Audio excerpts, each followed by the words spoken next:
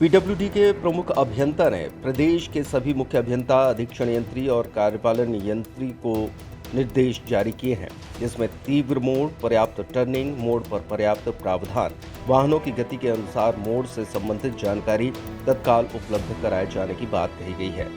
गौरतलब है कि लोक निर्माण मंत्री राकेश सिंह के निर्देश के बाद विभाग ने ये आदेश जारी किए हैं। इस आदेश के तहत ब्रिज, आरओबी, फ्लाईओवर और एलिवेटेड कॉरिडोर को लेकर जानकारी मांगी गई है। 3 दिनों का समय जानकारी उपलब्ध कराने के लिए निर्धारित किया गया है। मैंने अभी आपसे कहा कि ऑलरेडी 119 डिग्री है वो पहले वाला, उसमें राजस्व का नुकसान होना है क्योंकि उसमें सेफ्टी मेजर का पालन नहीं किया गया है, तो उस पर कार्रवाई भी हो गई। अभी तक में इतनी बड़ी संख्या में कभी कार्रवाई नहीं हुई। माननीय मुख्यमंत्री जी के नेतृत्व में इतनी बड़ी संख्या में इस स्तर के अधिकारी सस्पेंड हुए। इस वाले में इसमें कोई डिग्री बदलने के लिए हमें कुछ नहीं करना है। मैंने अभी आपको स्पष्टता से कहा है कि यहाँ पर ऑलरेडी जो टर्निंग रेडियस है वो 15 मीटर कम से कम होना चाहिए, जो 20 मीटर है। तो इसमें कहीं कोई सरकार का आर्थिक रूप से कोई नुकसान नहीं हो रही है। स्वाभाविक है कि इसके साथ साथ बहुत सी चुनौतियां भी सामने आती हैं, बहुत सारे किंतु परंतु भी आते हैं कि जो पहले नहीं हुआ, जो दूसरे राज्यों में भी अभी नहीं हो रहा है, अगर उसकी कोशिश हम कर रहे हैं तो कसौटी पर हमें कसा जाएगा, मुझे ये भी पता है। लेकिन तब भी वर्क कल्चर बेहतर हो, उस दृष्टि से इस सारी प्रक्रिया का पालन करने की हम कोशिश कर रहे हैं। हम 8 महीने पहले लोकार्पित कर चुके उस ऐप के बारे में, वो ऐप कोई भी अपने मोबाइल पर डाउनलोड कर सकता है। मैंने पहले कहा और पहले भी यही कहा है। तो मेरा कहना है कि कई बार जानकारियां शायद हमारी कमी है कि उसका प्रचार प्रसार हम उस तरीके से नहीं कर पाए होंगे, लेकिन हमें क्या लगता है कि मीडिया के सामने अगर हमने एक बार प्रस्तुतिकरण कर दिया, वो भी बाकायदा प्रेस कॉन्फ्रेंस में, तब मुझे लगता है कि उसका प्रचार तो हो। सड़कों का जब तक सड़कें रहेंगी तब तक गड्ढे होते रहेंगे से मेरा मतलब यह है कि उसके लिए कई बार ये होगा कि किसी सड़क को बने हुए 4 साल हो गए, उसकी समय सीमा 5 साल है, तो हो सकता है 4 साल के बाद गड्ढे हो जाए। लेकिन अगर कोई सड़क ऐसी है कि जिसको 4 साल तक खराब नहीं होना चाहिए थी, लेकिन 6 महीने में गड्ढे हो गए, तो वो गलत है और उस पर कार्रवाई भी होना चाहिए। लेकिन मुझे ध्यान में नहीं आता कि दुनिया में कोई ऐसी सड़क भी है कि जिसपे गड्ढा होता ही नहीं। तो वो तकनीक अभी तक पीडब्ल्यूडी के ध्यान में नहीं आई। संवेदनशीलता का भी आभार करना चाहता हूँ कि कहीं ना कहीं ये इससे निकल कर आता है कि भविष्य में उसके कारण से कोई कठिनाइयां तो पैदा नहीं होंगी। लेकिन मैं फिर से कहता हूं कि इसको करते समय प्रामाणिकता पर जरूर जाना चाहिए और उसकी पुष्टि करने के बाद अगर हम उस दिशा में आगे बढ़ते हैं तो मुझे लगता है एक अच्छा वातावरण बनता है। विभाग में बहुत सारे नवाचार हो रहे हैं, नई नई चीजों की हम लोग शुरुआत कर रहे हैं, लेकिन इसका मतलब ये नहीं है कि हमसे गलतियां नहीं हो सकती।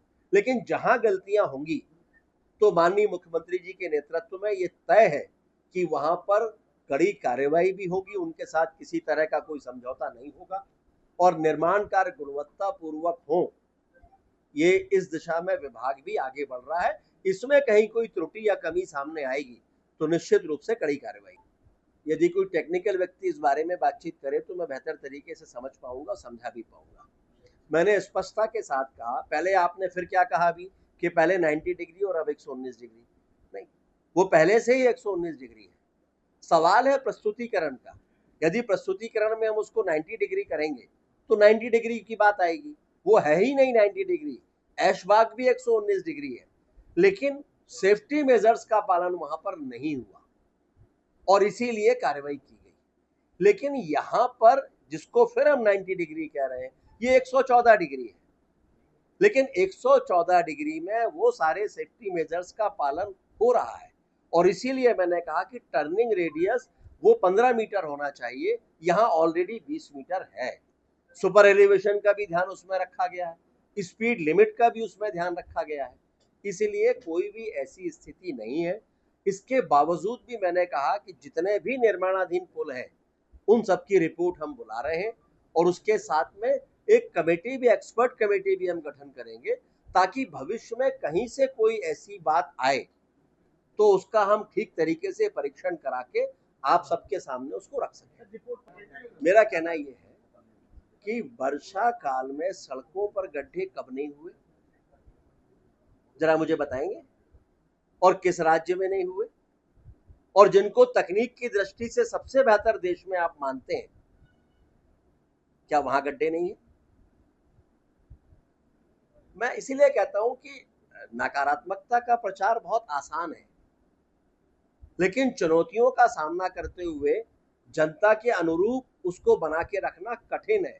उस कठिनाई का सामना हम कर रहे हैं। अभी आप प्लीज मेरी बात सुन लें। आपकी बात का उत्तर मैं तब दूंगा जब मेरी बात पूरी हो जाएगी। तो मैंने अभी क्या कहा आपसे कि गड्ढे कहाँ नहीं होते, बरसात में होते हैं, और कभी जब हैवी रेन होता है जिसकी कल्पना नहीं होती, तो अभी तो जरा राज्य मुझे बता सकते हैं आप लोग कि कौन सा ऐसा राज्य है जहां पर सड़कों पे भी गड्ढे नहीं हुए? इसका मतलब ये नहीं है कि गड्ढे होना चाहिए, सड़कों की गुणवत्ता ऐसी ही होना चाहिए कि गड्ढे ना हो।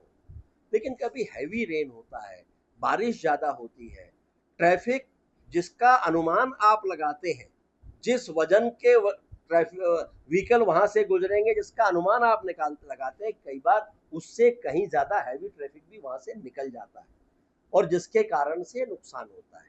मैं ये नहीं कहता कि क्वालिटी हमेशा इतनी अच्छी होती है, नहीं होती है। अगर अच्छी होती उतनी तो शायद गड्ढे नहीं होते।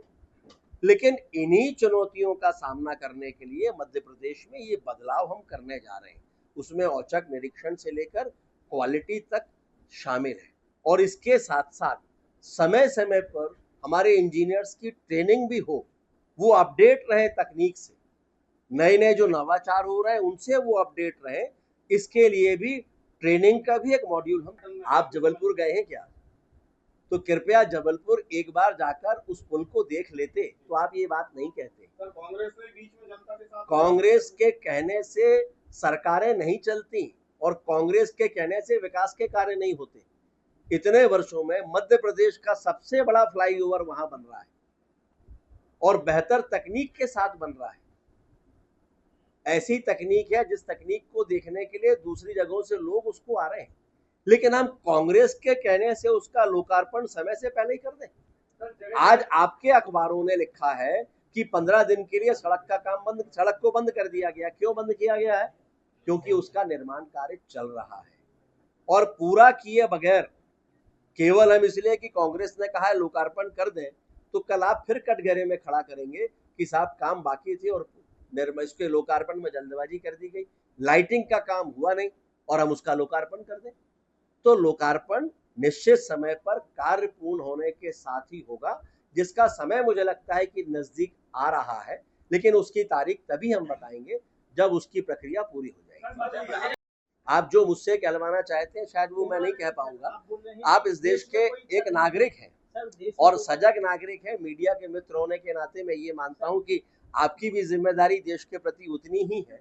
अभी तक में जहां सड़कें नहीं हुआ करती थी, आज वहां भी सड़कें हैं, और जहां सड़कों के बारे में विचार नहीं किया जा सकता था कांग्रेस की सरकारों के जमाने में, आज वहां भी सड़कें हैं। लेकिन सड़कें हैं तो कुछ गड्ढे भी होंगे। आपने कहा कि सीधी में लीला साहू तो एक सोशल मीडिया पे आ गया।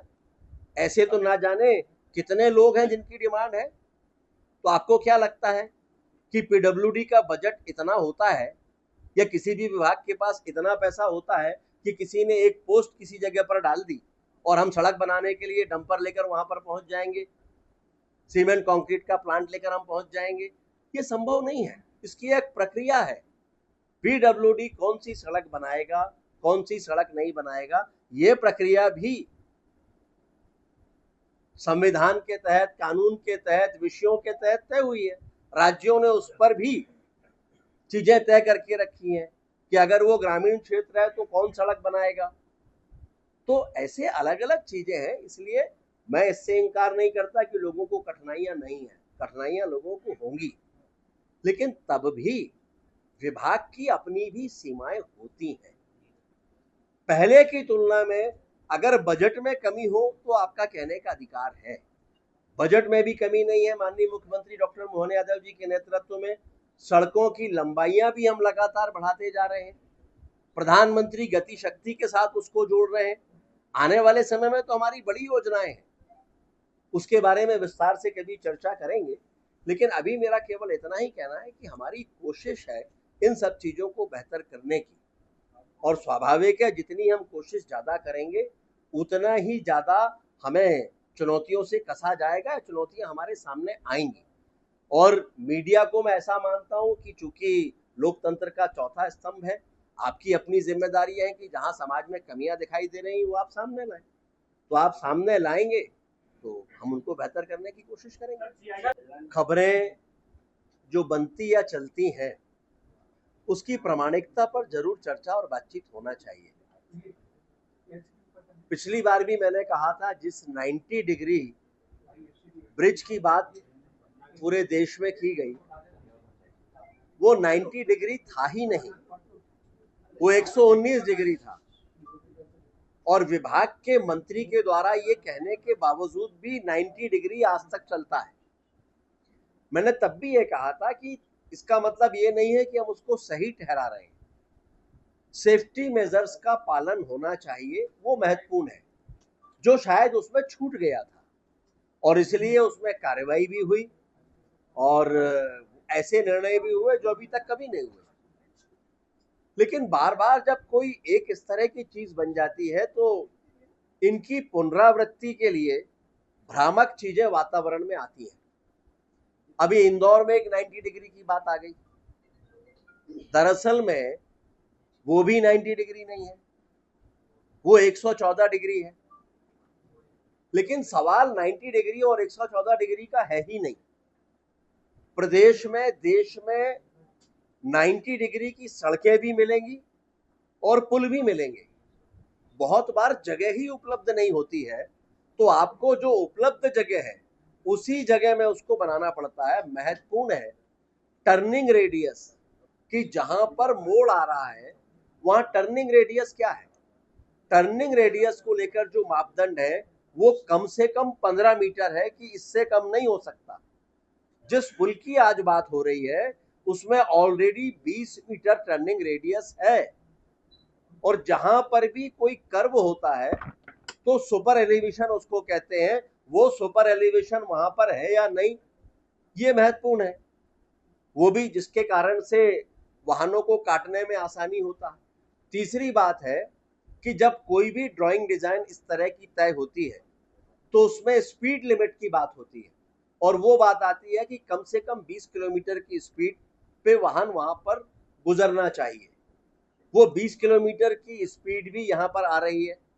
उस मापदंड को ध्यान में रखते हुए उसका निर्माण कार्य किया जा रहा है। और इसलिए बहुत बार कोई विषय भ्रामक निकलता है और उसकी पुष्टि में एक इकोसिस्टम तैयार हो जाता है।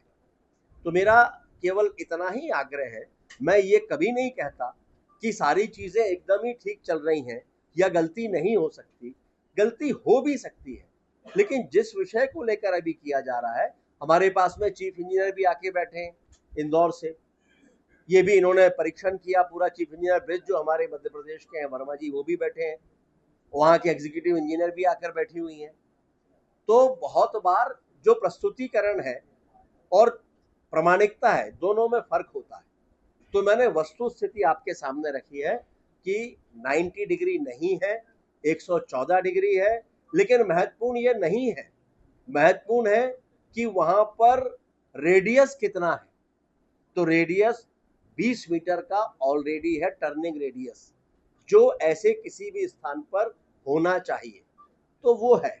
बहुत बार जो जगह उपलब्ध होती है उसको हम बढ़ा नहीं सकते, तो जब नहीं बढ़ा सकते तो उस उपलब्ध जगह में जो मापदंड है उनका पालन करते हुए, सेफ्टी मेजर्स को ध्यान में रखते हुए निर्माण होना चाहिए, वो इसमें किया जा रहा है। लेकिन आज मैंने एक और बात भी की है, मैंने आज विभाग में निर्देशित किया है कि पूरे प्रदेश में जितने भी निर्माणाधीन पुल हैं उन सब की अद्यतन स्थिति क्या है वो रिपोर्ट विभाग के पास में यहाँ बुलवाना चाहिए, ताकि कल फिर किसी और पुल की बात आने लगेगी।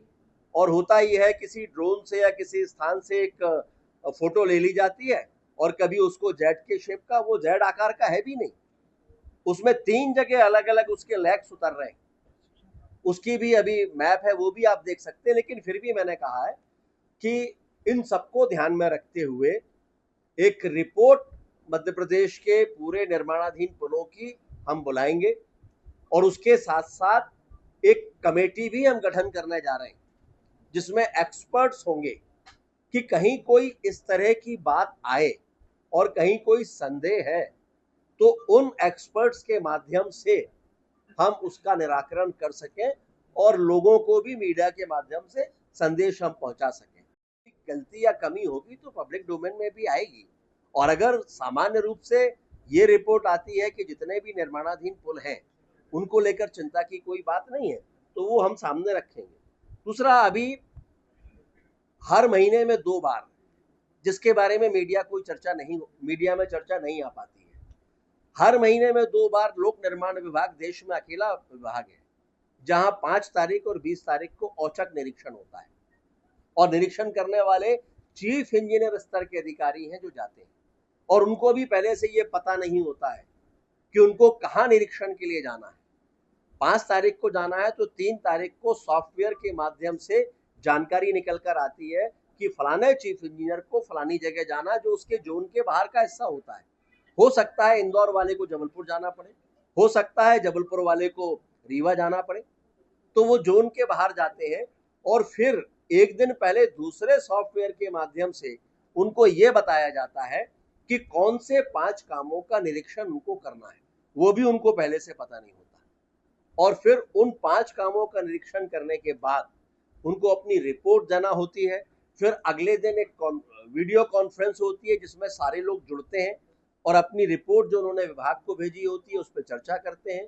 उसमें विभाग के आमतौर पर Madhya Pradesh road development corporation के एमडी भरत यादव जी या फिर हमारे प्रिंसिपल सेक्रेटरी, आमतौर पर इस स्तर के अधिकारी उसमें जुड़ते हैं। कुछ बार मैं भी उसमें जुड़ा हूँ और उसमें कार्रवाई होती है।